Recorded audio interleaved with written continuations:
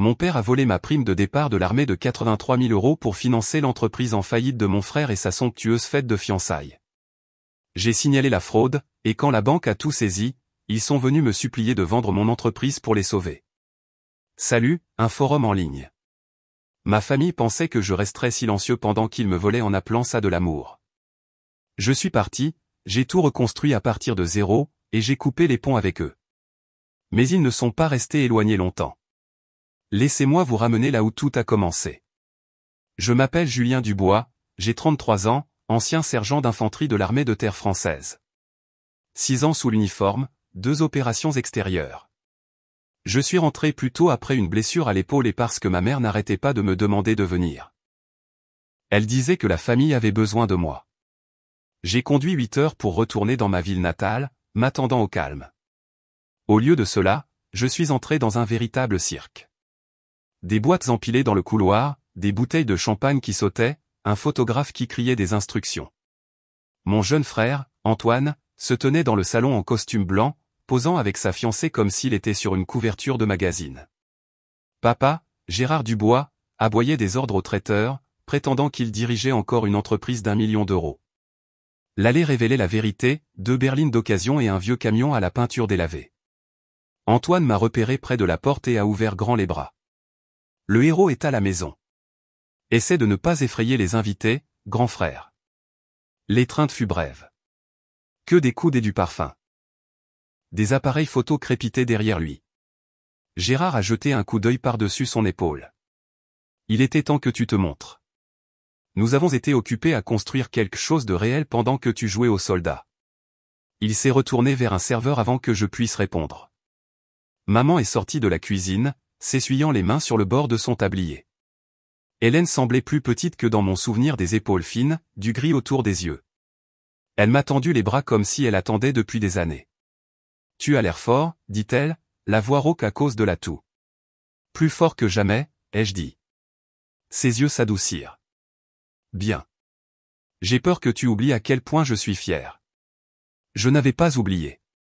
Elle avait été la seule à l'avoir jamais dit. Le dîner ce soir-là fut bruyant. Gérard a rempli la table de vin bon marché et d'opinions encore plus bruyantes. Antoine était assis en bout de table, décrivant sa marque de crypto-monnaie et les investisseurs qui faisaient la queue. Gérard hochait la tête comme s'il comprenait. Antoine m'a pointé avec sa fourchette. Tu devrais mettre une partie de cette prime de départ dans quelque chose de réel. Je pourrais la doubler en 6 mois. Gérard est intervenu. Écoute-le. Les vrais hommes créent leur propre richesse. Travailler pour l'État, c'est juste suivre des ordres. J'ai coupé un morceau de steak, mâché lentement et n'ai rien dit. Le silence s'est étiré. Cela les a fait tiquer tous les deux. Gérard l'a de nouveau comblé. Tu ne peux pas vivre de discipline éternellement, mon fils. Le monde récompense le risque.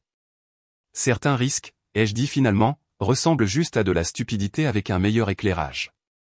Antoine a ri trop fort. Toujours à parler en slogan. Maman a posé une main sur mon bras. Laisse tomber, a-t-elle murmuré. Sa toux a brisé l'instant.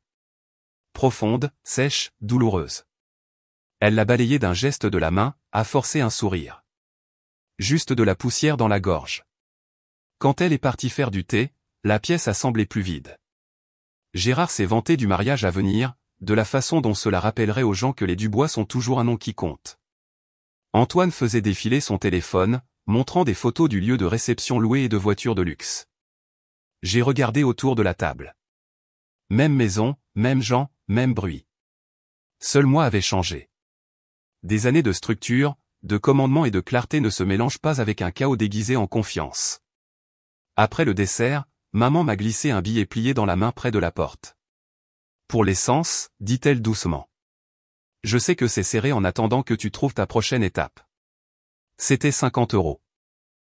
Je ne l'avais pas demandé, et ça m'a fait plus mal que tout ce que Gérard ou Antoine avaient dit de toute la soirée. Garde-le, maman. Elle a secoué la tête. Laisse-moi faire une chose pour toi. Sa toux est revenue, plus forte. Je l'ai soutenue par le coude jusqu'à ce qu'elle reprenne son souffle. Elle a souri à travers tout ça, prétendant que tout allait bien.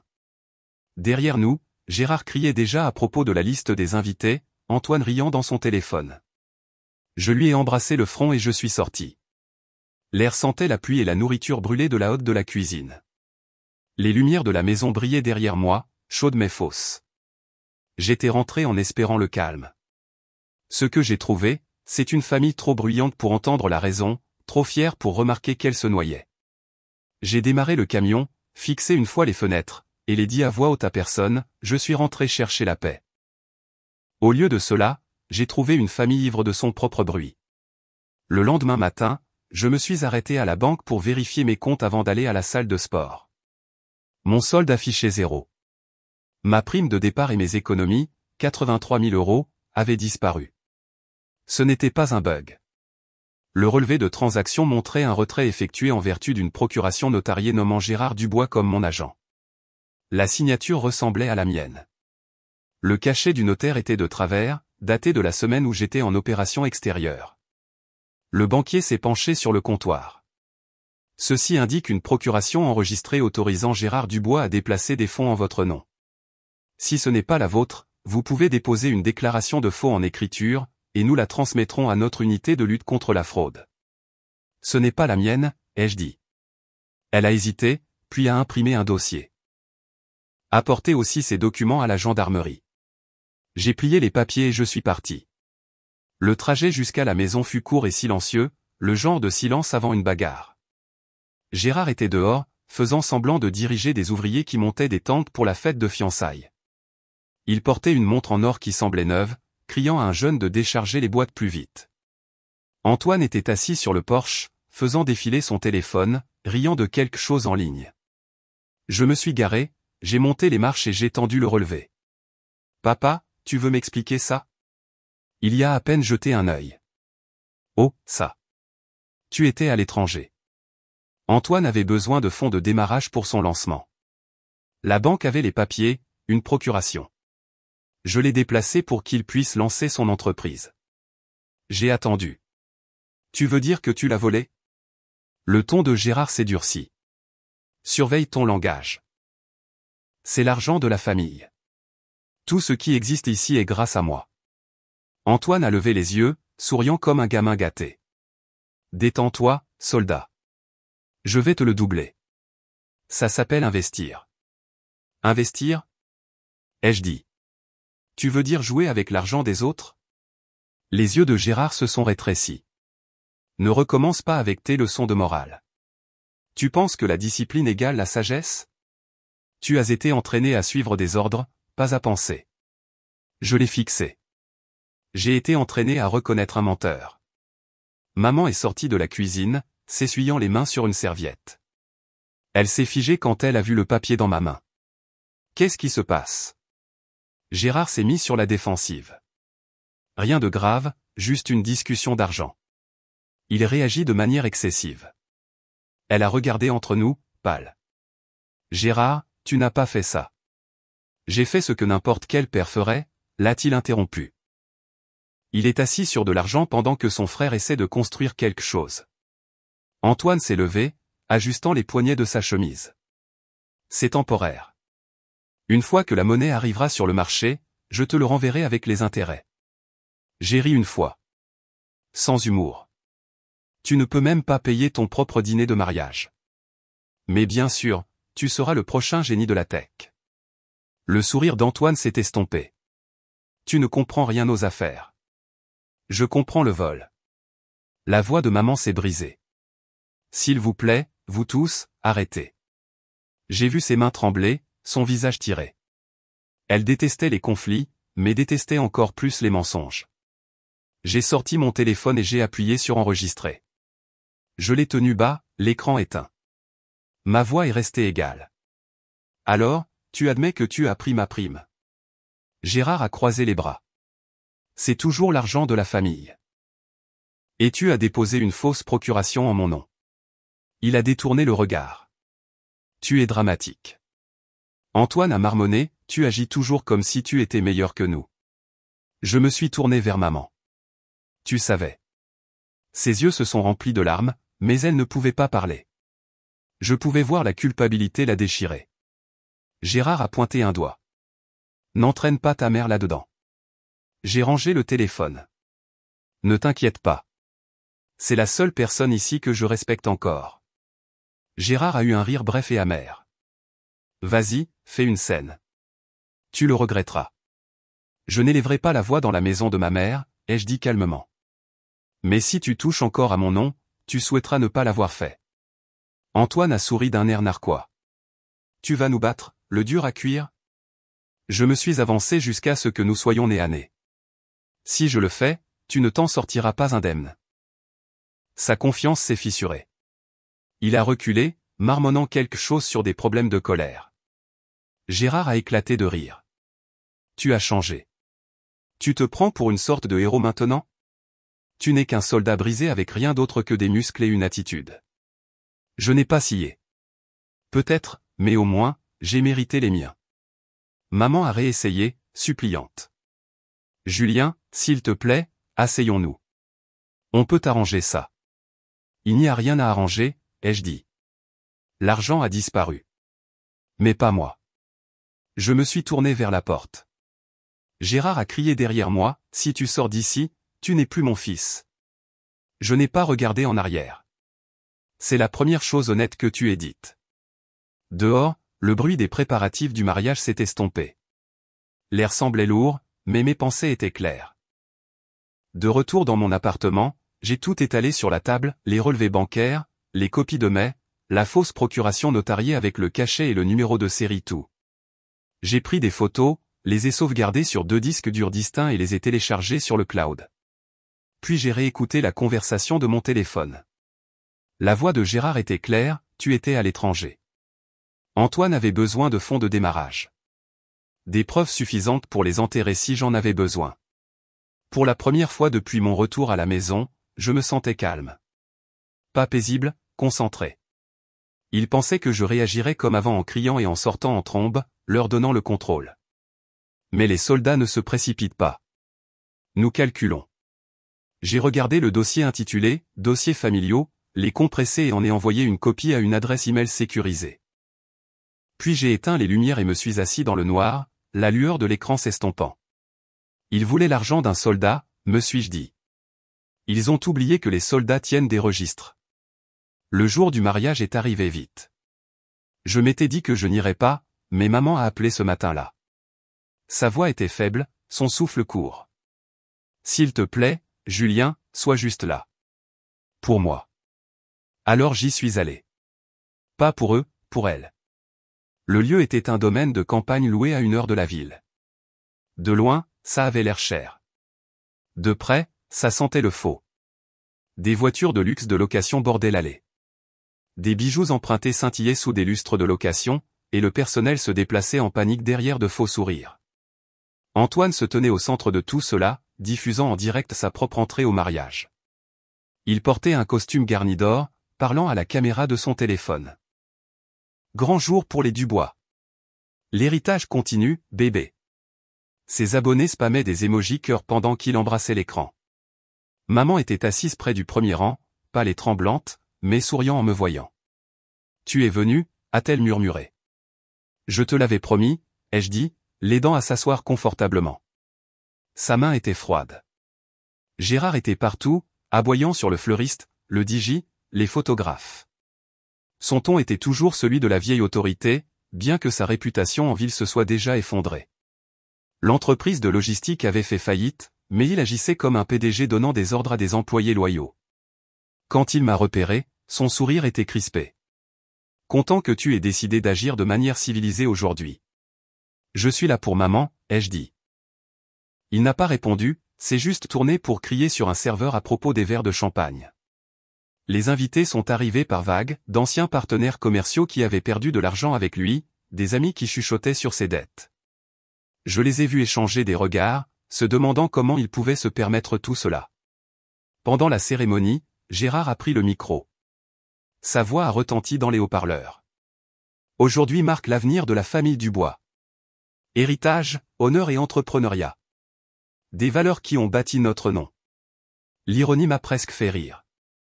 L'entreprise était partie, l'argent volé, et il continuait de jouer la comédie. Antoine se tenait à côté de lui, hochant la tête comme le fils d'un politicien. Je suis resté près de maman, silencieux. Puis tout a commencé à s'effondrer. L'organisatrice s'est précipitée dans l'allée avec une tablette et un lecteur de cartes, tenu comme un bébé. Elle s'est penchée vers le micro de Gérard et a gardé une voix égale. Monsieur Dubois, nous avons encore besoin que le paiement final soit libéré avant que la cuisine ne serve le plat principal. Gérard a forcé un sourire. Réessayez. Elle a tourné l'écran vers lui. Il a tapé, glissé, attendu. Le lecteur a émis un bip et a affiché en rouge, refusé. Antoine s'est glissé à côté de lui avec un sourire qui n'atteignait pas ses yeux. C'est un problème de limite. Il a essayé sa carte. Rouge à nouveau. L'organisatrice a grincé des dents. Je suis désolé. Notre service contractuel est suspendu jusqu'à ce que le paiement soit effectué. Gérard s'est tourné vers moi, sa voix assez forte pour que tout le monde entende. Julien était censé couvrir ça. Toutes les têtes se sont tournées. Je n'ai pas bougé. Non, ce n'était pas le cas. Antoine s'est approché, le faux rire disparu. Allez, mec. Ne fais pas ça ici. Tu es assis sur l'argent de l'armée pendant que nous essayons de sauver la journée. L'argent de l'armée ? Ai-je dit. Tu veux dire l'argent que tu as déjà volé ? Les invités ont commencé à enregistrer. J'ai vu des téléphones se lever, des lumières rouges clignoter. Gérard a aboyé, n'humilie pas ton frère devant tout le monde. Il l'a fait lui-même, ai-je dit, calme et posé. Vous avez déposé une fausse procuration en mon nom, vidé mon compte, et maintenant vous voulez que je paie le traiteur. Vous deux n'avez pas besoin d'un mariage. Vous avez besoin d'une conscience. Des murmures ont parcouru la salle. La fiancée d'Antoine s'est figée, le visage pâle tandis que les invités chuchotaient. Gérard a crié, baisse la voix. Je me suis approché du micro. La seule chose que je couvre, c'est mon intégrité. Vous m'avez volé, et maintenant vous demandez des applaudissements. La salle est devenue silencieuse, à l'exception de la pluie qui frappait les fenêtres à l'extérieur. La diffusion en direct d'Antoine continuait, des milliers de spectateurs regardant l'effondrement en direct. Gérard a essayé de parler, la voix brisée. Tu penses que ça te rend juste ? Tu déchires cette famille. J'ai regardé maman. Elle était assise, figée, les yeux vitreux, une seule larme coulant sur sa joue. J'ai articulé, je suis désolé. Puis je me suis tourné et j'ai marché vers la sortie. Gérard a crié quelque chose derrière moi, mais je n'ai pas écouté. Dehors, l'air froid m'a frappé durement. J'ai dépassé des rangées de voitures, les photographes confus et les invités qui chuchotaient. Quelqu'un près du service de voiturier a marmonné, respect à lui. J'ai continué de marcher jusqu'à ce que le bruit disparaisse complètement. Ils m'ont appelé 2 semaines après le mariage. Un enquêteur de la brigade financière m'a demandé si je pouvais venir à la gendarmerie pour vérifier quelques signatures. Je savais déjà pourquoi. J'avais envoyé des copies à une adresse email sécurisée, mais voir un uniforme de l'autre côté a rendu la chose officielle. Cet après-midi-là, je préparais du café quand la porte d'entrée s'est ouverte avec fracas. Gérard remplissait l'embrasure de la porte comme s'il possédait l'immeuble, une pile de papier à la main. Antoine se tenait derrière lui, trop propre, trop calme, la sueur perlant sur la naissance de ses cheveux. Signe ça, a dit Gérard avant que je puisse demander quoi. Il m'a tendu une liasse de formulaires. Des déclarations tapées, un projet de déclaration sous serment. Signe, et nous arrangerons l'image. Protège ton frère. C'est une affaire de famille. Antoine a souri comme un homme sourit avant d'appeler les déménageurs nerveux, étudier. Fais-le, mec. On fera en sorte que ça paraisse mieux. Tu sais comment ça se passe. J'ai tenu mon café jusqu'à ce qu'il refroidisse. Puis j'ai posé la tasse et j'ai regardé le papier. Les lignes de signature étaient là, mon nom imprimé en caractères soignés sur une autorisation bancaire. Mon nom, contrefait. Même pas une contrefaçon décente. La boucle du « J » était mauvaise. J'avais vu de meilleures écritures chez les jeunes recrues au camp d'entraînement. Tu as imité ma signature, ai-je dit. Tu vas régler tes propres problèmes. Le visage de Gérard est devenu cramoisi. Tu vas détruire cette famille si tu vas voir les gendarmes. Tu l'as déjà fait. Les mots étaient plus calmes que je ne le ressentais. Ils ont atterri comme un poids dans la petite pièce. Il m'a poussé les papiers. Signe. Tu sauveras ta mère de la honte publique. Tu veux qu'elle soit entraînée là-dedans? Sa voix a pris un ton aigu comme un homme faisant des menaces qu'il ne pouvait pas entièrement assumer. J'ai mis les formulaires dans ma poche et je suis sorti. Gérard a crié derrière moi. La même rengaine sur le devoir et l'héritage. Mais je ne me suis pas arrêté. Un héritage sans vérité, c'est juste du théâtre. À la gendarmerie, j'ai tout donné à l'enquêteur, les relevés bancaires, le registre des retraits, la fausse procuration notariée, l'enregistrement audio de Gérard disant qu'il avait déplacé l'argent, les emails horodatés où Antoine se vantait des fonds de lancement, mes ordres de mission prouvant que j'étais hors du pays lors du retrait. J'ai regardé son visage se crisper puis s'adoucir en quelque chose comme un intérêt professionnel. Nous allons ouvrir une enquête, m'a-t-il dit. Cela aide beaucoup. Il a également confirmé que la loi française autorise l'enregistrement à consentement unilatéral dans ce contexte, donc l'audio tiendrait la route. En quittant la brigade, j'ai senti la tension dans ma poitrine se relâcher pour la première fois. Pas du soulagement. C'était du travail. Du vrai travail, solide. Des camionnettes de presse sont arrivées la semaine suivante. Des journalistes campaient devant la rue de ma mère. Des lumières vives dans l'obscurité. Le nom de Gérard a tourné sur la chaîne locale en milieu d'après-midi. Logistique Dubois sous enquête judiciaire. Un titre a clignoté sur un prétendu détournement de fonds. La start-up d'Antoine a aussi fait les gros titres. Les investisseurs ont demandé des audits. Les avocats ont déposé des documents. J'ai regardé les extraits avec la même concentration impassible que j'utilisais pour faire de la reconnaissance. Lorsque le procureur a annoncé les charges contre Antoine faux et usage de faux, escroquerie, l'écho dans ma poitrine n'était pas du triomphe.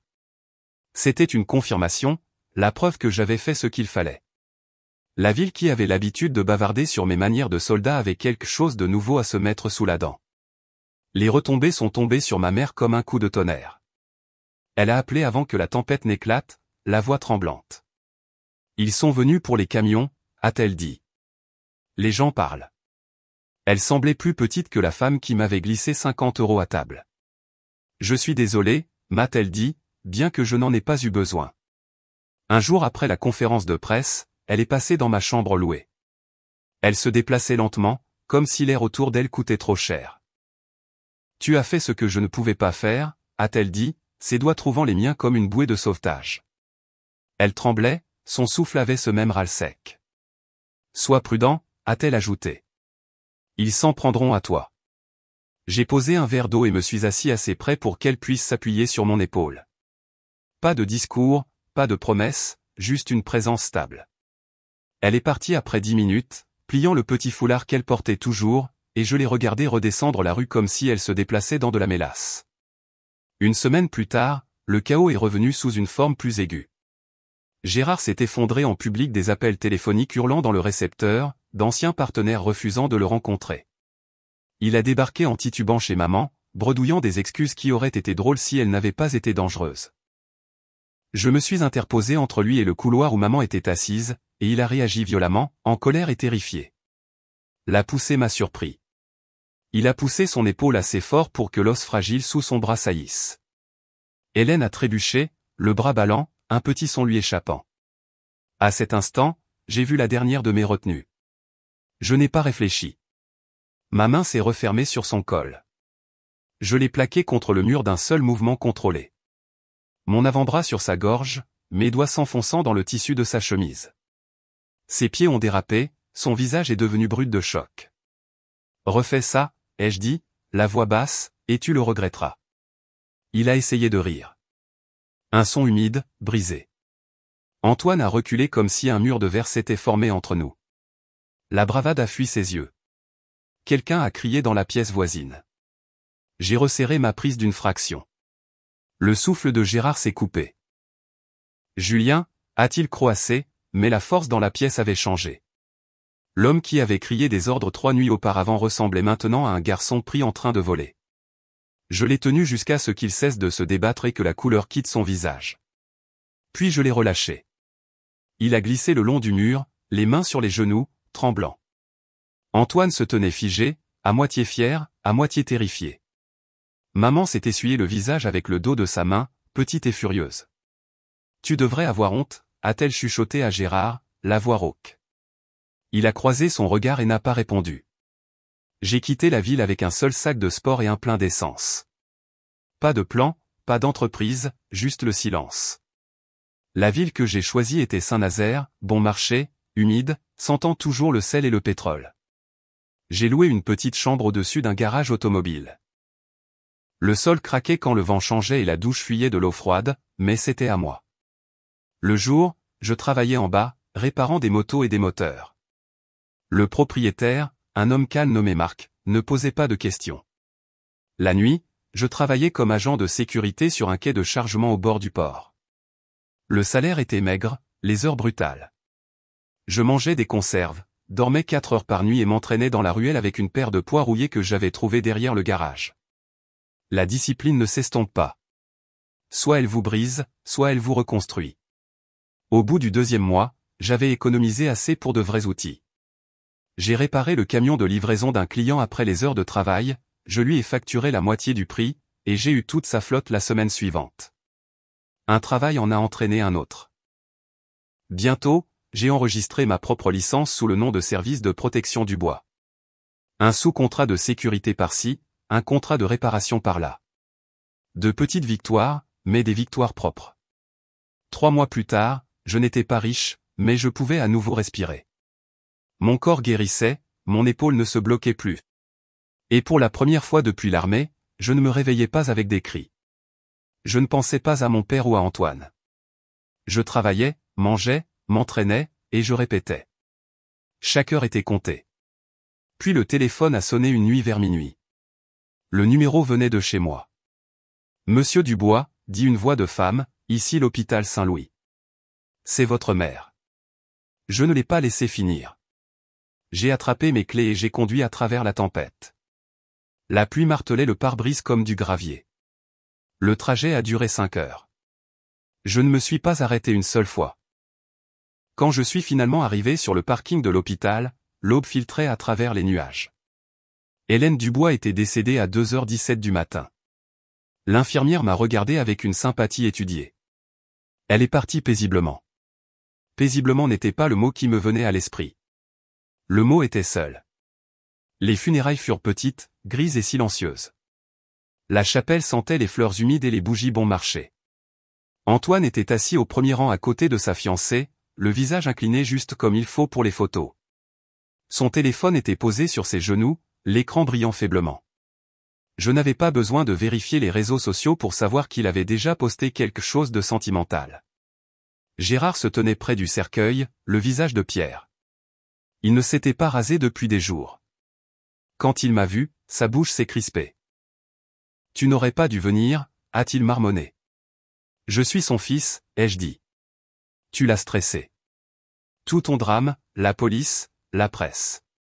Tu penses que ça ne l'a pas tué plus vite ?» Je n'ai pas répondu. Le deuil n'a pas besoin d'un public. La cérémonie a duré 30 minutes. Un prêtre a lu un passage qu'elle aurait aimé, quelque chose sur le pardon et le repos. J'ai regardé le cercueil descendre et j'ai pensé à toutes les fois où elle a essayé de maintenir la paix entre les loups. Après l'enterrement, les invités se sont dispersés. Antoine se tenait avec un petit groupe, riant légèrement comme si les funérailles étaient un autre événement social. Gérard s'attardait près de la tombe, faisant semblant de prier. Je me suis approché du cercueil. Quelque chose n'allait pas. L'alliance de maman manquait. J'ai pris le directeur des pompes funèbres à part. Où est l'alliance ?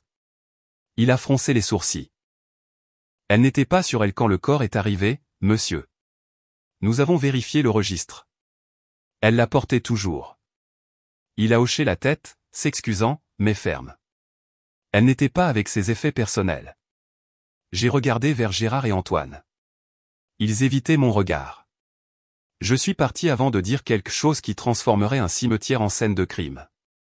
À la réception de l'hôpital, l'infirmière qui m'avait appelé m'a arrêté avant que je parte. Elle m'a tendu une petite boîte en bois, polie mais usée. Elle m'a demandé de vous donner ça. L'infirmière a dit que vous sauriez quand l'ouvrir. Je l'ai prise avec précaution. Elle était légère, scellée par un petit loquet en laiton. Je l'ai tournée dans mes mains, tenté de l'ouvrir sur le champ, mais je ne l'ai pas fait. Pas encore. Sur le chemin du retour, la pluie a recommencé, plus fort cette fois. La route était floue sous les essuie-glaces. La boîte était posée sur le siège passager, silencieuse et lourde de tout ce qui n'avait pas été dit. Je suis arrivé en ville juste avant l'aube. Les rues étaient vides, les néons clignotaient. J'ai monté la boîte à l'étage et l'ai posée sur la table. Je n'y ai pas touché de nouveau cette nuit-là. Quand je me suis réveillé, la lumière de la fenêtre la frappait directement, comme si elle attendait. Je ne l'ai toujours pas ouverte. Certaines vérités pouvaient attendre que je sois prêt à vivre avec elles. Le travail a repris comme d'habitude. Moteur, quart de sécurité, la routine. Mais quelque chose avait changé. Le monde semblait plus fin, plus silencieux.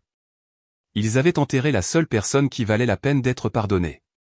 1 an a passé. Service de protection du bois fonctionnait proprement et de manière stable. Patrouille d'entrepôt, contrat privé, quelques clients à long terme. Mon équipe était petite mais loyale. Pas de drame, pas d'excuses, juste du travail. Je vivais au-dessus du bureau. Un bureau, un lit de camp, une habitude, continuait à avancer. Il pleuvait la nuit où ils sont revenus.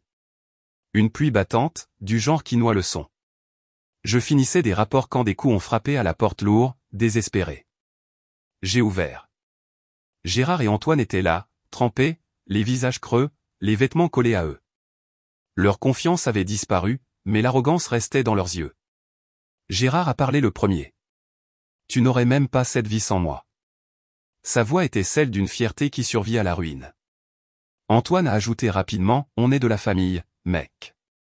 On a juste besoin d'un endroit pour recommencer. Tout a mal tourné. Les procès, les dettes, la maison partie. Ils ressemblaient à des mendiants essayant de parler comme des rois. Je me suis appuyé contre le cadre de la porte et n'ai rien dit. Le silence fait que les hommes faibles montrent leurs failles. La voix de Gérard tremblait. Tu penses que cette entreprise s'est construite toute seule? Tu penses que la discipline vient de nulle part? C'est moi qui t'ai élevé. Tu m'as entraîné, ai-je dit, calme. Et tu m'as entraîné à ne jamais finir comme toi. Antoine a fait un pas en avant, une fausse sincérité enrobant chaque mot. Écoute, j'ai été stupide avant. Je comprends ça. Je veux juste arranger les choses. Peut-être qu'on pourrait parler en privé. J'ai étudié son visage. Ses yeux n'arrêtaient pas de glisser vers sa main, où un téléphone était à moitié caché dans sa manche. Dans le reflet de la fenêtre, j'ai vu la faible lueur rouge d'un enregistrement. Il filmait. J'ai laissé faire. D'accord, ai-je dit. Parlons. Il m'a suivi dans le bureau, Gérard s'attardant près de la porte. Antoine a commencé sa performance, la voix tremblante mais assez forte pour le téléphone. Tu as changé, mec.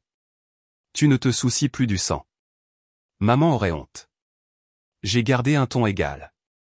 Maman serait déçue que tu aies mis si longtemps à réaliser ce que tu es. Il a insisté, cherchant une phrase qu'il pourrait couper plus tard. Alors, tu admets que tu t'en fiches si on perd tout? Je me soucie des gens qui disent la vérité. Il a souri faiblement, sachant qu'il avait obtenu ce dont il avait besoin. Il a mis fin à la conversation rapidement, disant qu'il appellerait demain. Quand ils sont partis, j'ai verrouillé la porte et j'ai ouvert mon ordinateur portable. En moins d'1 heure, le clip était en ligne, le montage d'Antoine soigneusement coupé. Le titre disait « Un ancien combattant renie sa famille après la mort de sa mère ». Ses abonnés l'ont inondé de commentaires sur la loyauté, le pardon, et sur le fait que j'étais devenu froid. Je n'ai pas répondu tout de suite. J'ai attendu, je l'ai laissé construire sa petite scène. Le lendemain midi, j'ai publié l'enregistrement complet. Pas de coupure, pas de montage, une vue claire de son téléphone m'enregistrant en premier. J'ai posté des horodatages, l'alignement du bruit de fond, et une déclaration, la manipulation n'est pas de l'amour. La famille ne fait pas de chantage. Internet s'est retourné en quelques minutes. Les commentaires ont afflué, il a encore essayé d'arnaquer son propre frère, Antoine n'apprend jamais, le gars le mérite. Antoine a supprimé sa publication le soir même. Son compte est devenu privé peu de temps après. Mais Gérard n'avait pas fini.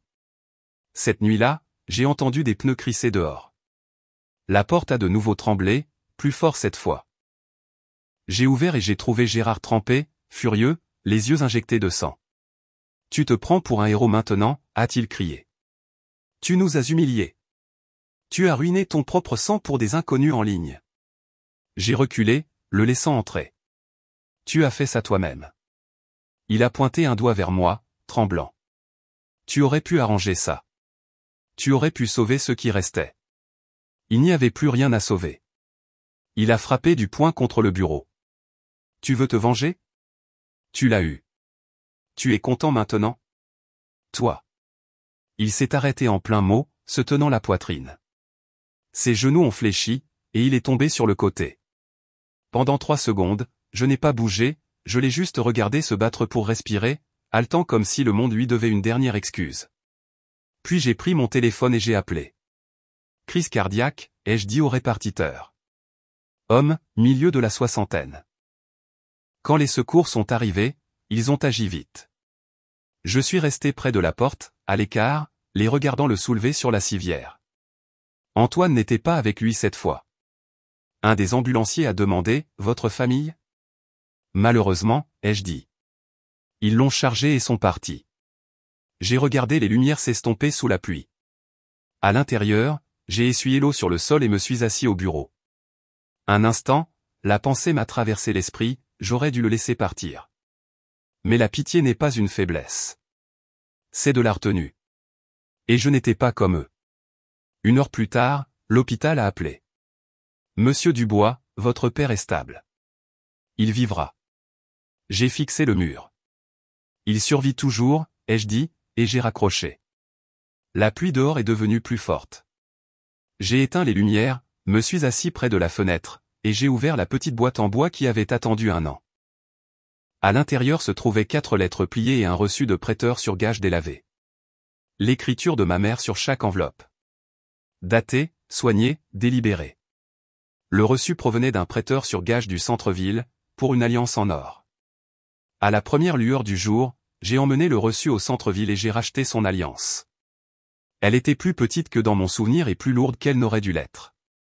La pièce est devenue silencieuse, à l'exception de la pluie qui tapotait la vitre comme un lambattement de tambour. J'ai empilé les lettres soigneusement, mon pouce effleurant la première. J'avais la vérité maintenant, et j'en avais fini de ménager les sentiments. La tempête est revenue la nuit suivante.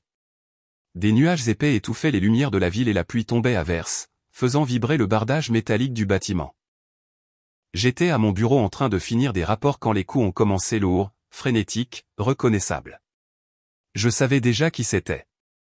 Quand j'ai ouvert la porte, Gérard et Antoine étaient là, trempés jusqu'aux os. L'eau goûtait de leur veste, formant des flaques sur les marches. Ils avaient l'air abattus mais pas humbles. Les visages tirés par le désespoir mais s'accrochant toujours à cette vieille fierté. Gérard a parlé le premier. Sa voix était pleine de gravier. Nous avons besoin d'une dernière chance. Antoine lui a fait écho, un ton plus doux. Tu as fait valoir ton point, mec. Aide-nous juste à nous remettre sur pied. Leurs yeux suppliaient, mais leur ton exigeait. Ils ne comprenaient toujours pas. Je me suis écarté et les ai laissés entrer. Pas d'émotion, pas de mots. Ils ont goûté sur le sol, traînant de la boue à travers le bureau. J'ai fermé la porte et me suis assis à la table. La petite boîte en bois était ouverte à côté de moi, celle que j'avais attendue 1 an pour toucher. À l'intérieur se trouvaient 4 lettres, pliées avec soin. Gérard les a regardées avec méfiance. Qu'est-ce que c'est censé être? La vérité de maman, ai-je dit. Il a eu un rire bas et amer. Ta mère n'a jamais compris comment les choses fonctionnaient vraiment. J'ai pris la première lettre, le papier doux avec l'âge. Alors peut-être que tu comprendras ça. J'ai commencé à lire à voix haute. Gérard a pris ton argent. A dit que tu comprendrais. A dit qu'un fils ne devrait jamais remettre en question les décisions de son père. Les épaules de Gérard se sont raidies. Sa mâchoire s'est serrée, mais il est resté silencieux. J'ai ouvert la deuxième lettre. Antoine a imité ton nom. Ils ont appelé ça la loyauté familiale. On dit que les frères partagent tout, même les signatures. Antoine a tressailli. Elle ne connaissait pas toute l'histoire, a-t-il dit rapidement. J'essayais de nous maintenir à flot. Nous avions des dettes. Je l'ai interrompu. Vous aviez des habitudes. La troisième lettre. Ma voix n'a pas monté, mais l'air dans la pièce est devenu plus lourd à chaque ligne. Ton père te craignait. Pas pour ta colère, mais parce que tu pouvais vivre sans lui. Antoine avait besoin de mensonges pour respirer. Le silence qui a suivi semblait vivant. La pluie dehors frappait plus fort, comme si elle pressait contre les murs pour écouter. Gérard a craqué le premier. Ta mère était délirante. La table a craqué sous ma main alors que je la frappais une fois. Le son a résonné dans la pièce. Répète ça. Il s'est figé, les yeux rivés aux miens. Antoine a reculé, une peur instinctive scintillant sur son visage. Je me suis penché en avant, une voix stable tranchant à travers le tonnerre. Elle a vu ce que vous êtes. C'est pourquoi vous détestez ce qu'elle a écrit. Les lèvres de Gérard ont tremblé, mais aucun mot n'est sorti. Antoine a rompu la pause, désespéré. Tu te crois parfait. Tu es parti. Tu n'étais pas là quand tout s'est effondré. Tu ne sais pas à quel point c'était dur pour nous. J'ai sorti le reçu de la boîte et l'ai fait glisser sur la table. Le papier était jauni mais clair. Son alliance. Vendue 2 mois avant sa mort. Vous avez vendu son alliance pour vos mensonges, ai-je dit. Les yeux de Gérard ont glissé dessus. Son visage s'est tendu comme une corde trop tirée. La voix d'Antoine s'est brisée. On avait besoin d'argent pour le loyer. Papa a dit qu'elle comprendrait. Elle n'a pas compris, ai-je dit. Elle a porté cette bague jusqu'à ce que ses mains tremblent trop pour la soulever. Et vous l'avez prise. Gérard a frappé sa paume sur la table, essayant de reprendre le contrôle. Tu penses que ça fait de toi un homme? Lire les lettres d'une femme trop malade pour savoir ce qu'elle disait. Je me suis levé lentement. Les pieds de la chaise ont grincé sur le sol. Tu veux parler de virilité? Ça commence par assumer ses erreurs. Vous avez tous les deux fui ça toute votre vie. Ses poings tremblaient. Tu te crois meilleur que nous? Tu penses que se tenir seul te rend juste? Non, ai-je dit. Ça signifie simplement que j'ai arrêté de m'agenouiller. Antoine a marmonné, tu es froid. Peut-être, ai-je dit. Mais je n'ai pas volé la femme qui m'a élevé. Un éclair a illuminé la pièce en blanc pendant une seconde, projetant nos ombres sur les murs. La respiration de Gérard est redevenue difficile, son visage pâle, sa mâchoire se contractant comme s'il voulait parler mais ne trouvait pas les mots.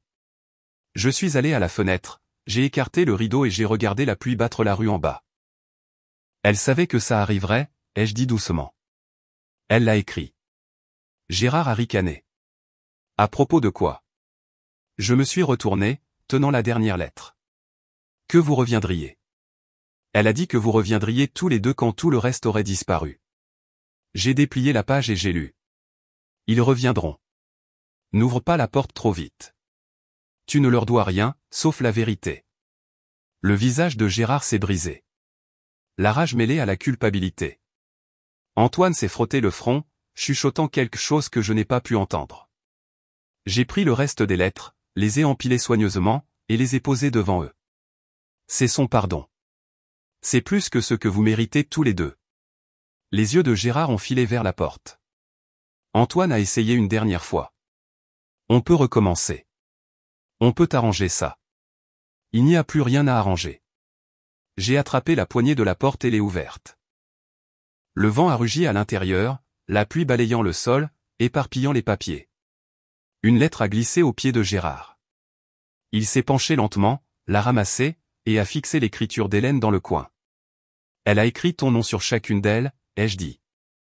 Même quand elle savait que tu ne le mériterais jamais. Les lèvres de Gérard ont tremblé. Il s'est retourné, serrant la lettre si fort qu'elle s'est froissée dans son poing. Antoine a fait un pas chancelant en avant. Tu nous jettes vraiment dehors dans ce temps? Vous y êtes entrés bien avant ce soir. La pluie soufflait plus fort, le vent transportant l'odeur de sel et de rouille. Je les ai regardés tous les deux. Mon père, mon frère, 2 hommes qui avaient pris ma patience pour une reddition. Non, ai-je dit, je ne suis pas devenu meilleur que vous. Je suis devenu ce que vous ne pouviez pas être. Ils n'ont rien dit. Gérard est sorti le premier sous l'averse, les épaules voûtées, la lettre pressée contre sa poitrine.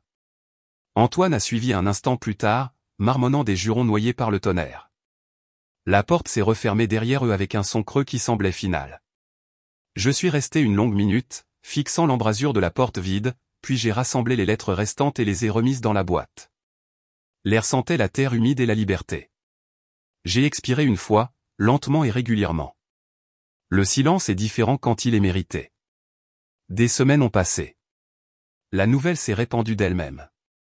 La dernière entreprise d'Antoine a complètement fait faillite. Procès impayé, réputation ruinée. Ses réseaux sociaux ont disparu du jour au lendemain. Gérard a eu une autre crise cardiaque. Il est resté à moitié paralysé, vivant seul dans une chambre louée au-dessus d'un prêteur sur gage, la même chaîne qui avait tamponné le reçu dans la boîte de maman. Je n'ai jamais retourné leurs appels.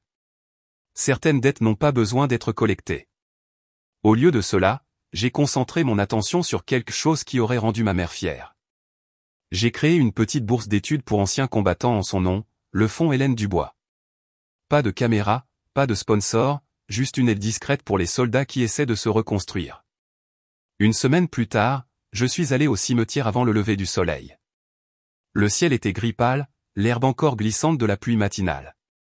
J'avais deux choses dans ma poche, l'alliance retrouvée de maman et ma médaille militaire. Sa pierre tombale était simple, propre. Je me suis agenouillé, essuyant l'eau sur le nom gravé. Tu m'avais prévenu, maman, ai-je dit doucement. Tu avais raison. J'ai placé l'alliance à côté de la médaille. Elles brillaient ensemble dans la nouvelle lumière. Ils ont pris mon argent, ai-je murmuré. Mais ils n'ont jamais pris ma discipline. Les nuages se sont éclaircis et la lumière du soleil a percé, se propageant sur l'herbe et sur son nom. Je suis resté là un instant, regardant le reflet doré glisser sur les deux surfaces métalliques. Un symbole d'amour, un de survie. Puis je me suis retourné et j'ai marché vers la voiture. La route devant moi était vide, propre, silencieuse. La famille m'a tout appris sur la loyauté, surtout ce qu'elle n'est pas.